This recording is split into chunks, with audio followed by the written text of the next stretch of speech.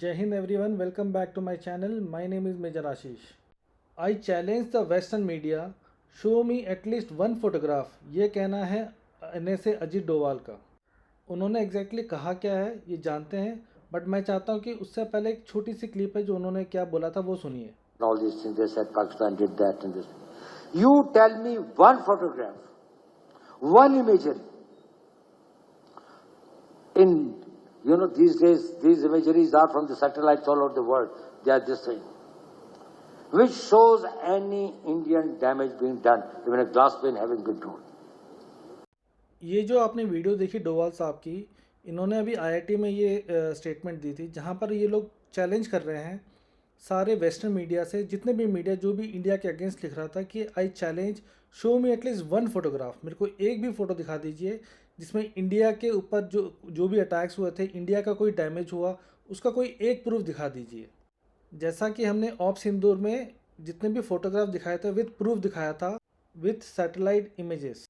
और इन्होंने ये भी कहा वी आर प्राउड, सिर्फ 23 मिनट में हमने 9 टारगेट को एंगेज किया, प्रिसाइज टारगेट को डिस्ट्रॉय किया और हमारा जो ऑब्जेक्टिव था वो अचीव किया। जैसे कि आप देख पा रहे होंगे, ये हमने जो पब्लिश किया था ये बिफोर और आफ्टर की स्ट्राइक की इमेजेस हैं। मुझे ये भी मानना पड़ेगा कि डोवाल साहब का जो अभी स्टेटमेंट आया है बहुत लेट आया है, बट हम ग्लोबल नैरेटिव बनाने में बहुत पीछे रह गए। हमने लड़ाई तो अच्छी लड़ी, पर उस नैरेटिव को आगे बढ़ाने में हम बहुत बहुत पीछे हैं अभी भी। अगर आप पाकिस्तान का प्रोपेगेंडा और इनकी इंफॉर्मेशन वारफेयर देखोगे तो मुझे लगता है कि ये पाकिस्तान इंडिया से काफ़ी ज़्यादा आगे और बेटर तरीके से अपनी चीज़ को प्रोजेक्ट कर रहा है। पाकिस्तान का ये मानना है कि कहीं भी हार जाओ पर सबसे पहले आगे झूठ बोल जाओ, कि 10 झूठ बोलोगे इसमें से 3 तो लोग उठा ही लेंगे और उसमें मान लेंगे। जैसे कि आप इस फोटोग्राफ में देख रहे हो, पाकिस्तान ने इंटरनेट में जाके ये फ़ोटोग्राफ उठाई। ये आई थिंक किसी चाइनीज़ एक्सरसाइज की फ़ोटोग्राफ है जहाँ पर वो लोग फायरिंग कर रहे थे। उस इमेज को उठा के क्रॉप करके थोड़ा सा एनलार्ज करके और थोड़ा सा एडिटिंग करके इन्होंने इसको आसिम मुनीर को गिफ्ट कर दिया कि देखो हमने इतना फायर किया है, हमने इंडिया को इतना डैमेज दिया है। और इन्होंने इस इमेज को इतना वायरल किया कि सबसे पहले इन्होंने अपनी जनता को, अपने पॉपुलेशन को बेवकूफ़ बनाया, फिर इन्होंने वर्ल्ड मीडिया को भी बेवकूफ़ बनाया, और ये सब कुछ किया अपने a one and only friend China के साथ मिलके।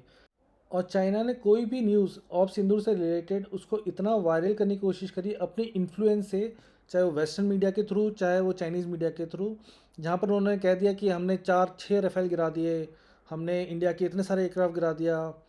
और मैं इतना कह सकता हूँ कि इंडिया इन सब चीज़ में थोड़ा पीछे रह गया। बस हम वर्ल्ड मीडिया को जस्टिफाई करते रह गए कि नहीं ये सब गलत है, all news are fake, it's not correct.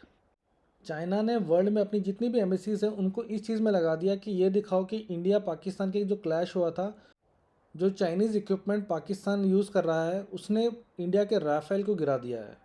तो इन्होंने काफ़ी ज़्यादा ये न्यूज़ स्प्रेड करना शुरू कर दिया था।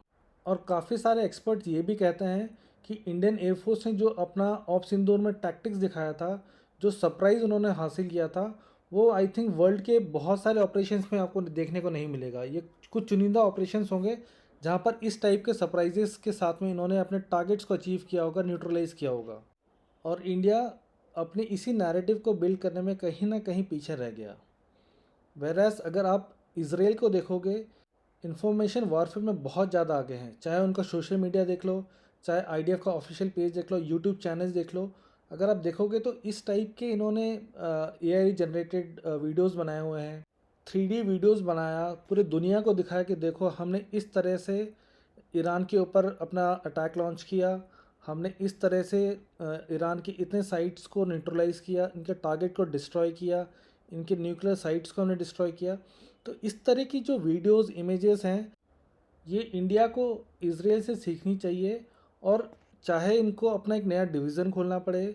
और मैं आपको बता दूं, इंडिया में ना टैलेंट की कमी है, ना पैसे की कमी है। हमें सिर्फ सही इंसान को सही जगह पे सही रोल पे लगाना चाहिए, ताकि जो हमारा नैरेटिव है वो भी दुनिया के पास पहुंचे, ताकि दुनिया भी हमारा नैरेटिव अच्छे से समझे।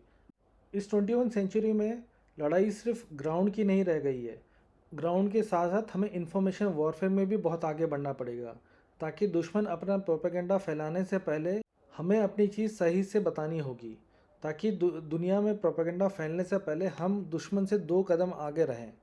And I hope and I think government इस चीज़ पे काम कर रही होगी। तो आज के लिए इतना ही, फिर मिलेंगे। जय हिंद।